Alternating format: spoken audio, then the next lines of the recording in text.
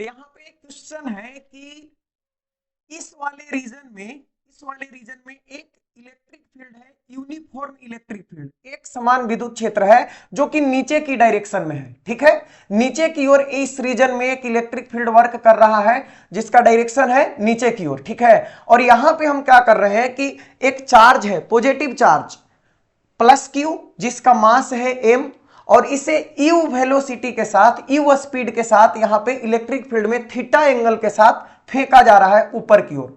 ठीक है, तो ऊपर की ओर फेंका जा रहा है। तो अब आपसे पूछ रहा है कि देखो आपको क्या करना है, इस प्रक्षेप्य का यानी इस प्रोजेक्टाइल का, चूंकि आप जान रहे हो कि जब आप इसे ऊपर की ओर फेंकोगे थीटा एंगल के साथ तो इसका जो मोशन होगा प्रोजेक्टाइल मोशन होगा, वापस लौटेगा ही, क्योंकि यहां पे एमजी वर्क करेगा। ठीक है, तो इसका उड़ान का समय, टाइम ऑफ फ्लाइट ज्ञात करना है, मैक्सिमम हाइट की कितनी अधिकतम ऊंचाई तक जो है चार्ज जाएगा, उसके बाद मैक्सिमम हाइट पे यानी ए वाले पॉइंट पे चार्ज का स्पीड क्या होगा, और इसका हॉरिजेंटल रेंज क्या होगा। हॉरिजेंटल रेंज का मतलब कि यहां से यहां तक का जो है वो डिस्टेंस आपका कितना होगा, हॉरिजेंटल रेंज कितना होगा, इसका क्षैतिज परास कितना होगा।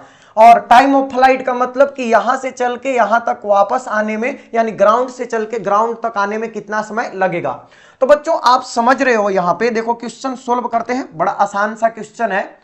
अगर मैं देखूं तो इस यू का दो कंपोनेंट होगा, इस यू का दो कंपोनेंट होगा, एक तो इसका हॉरिजेंटल कंपोनेंट होगा थीटा एंगल के साथ, तो सटा कॉस यू कॉस थीटा, और इसका वर्टिकल कंपोनेंट होगा यू का ऊपर की ओर, ए होगा you sine theta, you sine theta.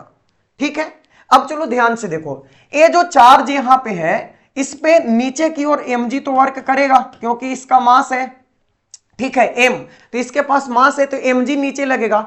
एक बात समझो, अब यहां पे सिर्फ mg ही नहीं लगेगा, यहां पे सिर्फ mg नहीं लगेगा। आप देखो इलेक्ट्रिक फील्ड का डायरेक्शन नीचे की ओर है और चार्ज पॉजिटिव है, तो जब चार्ज पॉजिटिव है तो जिस डायरेक्शन में इलेक्ट्रिक फील्ड है उसी डायरेक्शन में फोर्स भी लगेगा, तो mg प्लस यहां पे F इलेक्ट्रोस्टैटिक भी लगेगा। ठीक है, तो नीचे की ओर फोर्स लगा हमारे पास mg और प्लस साथ में इलेक्ट्रोस्टैटिक फोर्स इस पे कितना काम करेगा, तो इसको हम लिखेंगे Q इंटू ई, Q इंटू ई से मल्टीप्लाई करेंगे इलेक्ट्रिक फील्ड से तो आ जाएगा।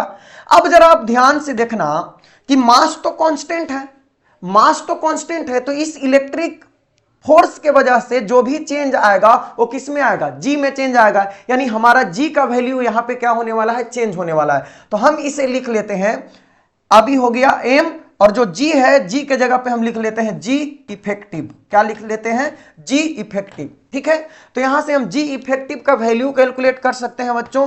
जी इफेक्टिव इक्वल टू हो गया क्या, एम को इधर भेज दो तो एम से एम कैंसिल हो गया, तो जी प्लस क्यू ई बटा में क्या हो गया, क्यू ई बटा में हो जाएगा एम। तो ये हो गया हमारा प्रभावी गुरुत्वीय त्वरण। जी इफेक्टिव यहां पे कितना काम करेगा, g plus q E by m हो जाएगा। ठीक है, अब देखो हमें क्या करना है, टाइम ऑफ फ्लाइट कैलकुलेट करना है। ठीक है, तो कौन सी बड़ी बात है, अब तो आसानी से कर लेंगे।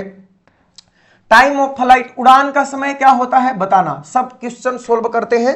इसको एक बार हम साफ कर ले, आप इसको मिटा लेना, ए लिख लेना। ठीक है, चलो तो पहला क्वेश्चन था टाइम ऑफ फ्लाइट टी।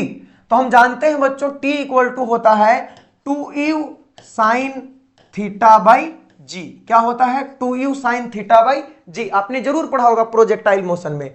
तो यहां पे लेकिन जी अब क्या हो गया है, जी इफेक्टिव हो गया है, तो यहां पे लिखेंगे जी इफेक्टिव, और जी इफेक्टिव का वैल्यू पुट कर दीजिए 2u sine theta by g effective के जगह पे क्या होगा, g plus q E by M. तो इस तरह से टाइम ऑफ फ्लाइट निकल गया। दूसरा क्वेश्चन पूछा था कि मैक्सिमम हाइट ज्ञात करो, एच मैक्स।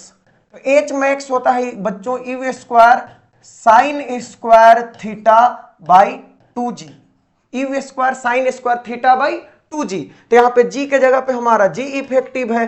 ठीक है, तो पुट कर लेते हैं u square sine square theta by यहां पे 2 इंटू, और g इफेक्टिव का वैल्यू कितना है, g plus Q V by M. तो इस तरह से ए हो गया।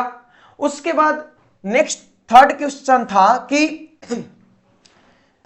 यू बताओ, यू एट मैक्सिमम हाइट, यानी अधिकतम ऊंचाई पे यू क्या होगा। ठीक है, तो आप जरा ध्यान से सुनना।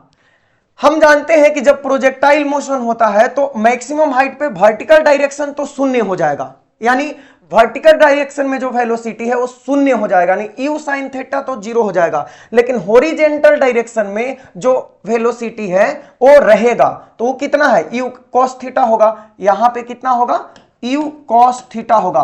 हॉरिजेंटल वाला रहेगा लेकिन वर्टिकल वाला क्या हो जाएगा, जीरो हो जाएगा। तो हमारा आंसर हो गया यू कॉस थीटा, बस ये आंसर हो गया। उसके बाद चौथा सवाल पूछा था हॉरिजेंटल रेंज, तो इसका फॉर्मूला हम लोग जानते हैं u square sine 2 theta by g. तो यहां पे लिख देंगे u square sine 2 theta by g के जगह पे जी इफेक्टिव होगा हमारा, तो जी इफेक्टिव का value g plus q E और बट्टा में क्या होगा, एम होगा। G plus q E by m हो जाएगा। तो एक छोटा सा सवाल था, देख लिया हम लोग कैसे प्रोजेक्टाइल मोशन का अगर यूज करता है तो इस तरीके से सोल्व करते हैं। तो बच्चों वीडियो कैसा लगा जरूर बताना कमेंट करके, और अच्छा लगा है तो एक बार लाइक कर दो और अपने दोस्तों के पास शेयर भी करो। ठीक है, थैंक्स फॉर वॉचिंग।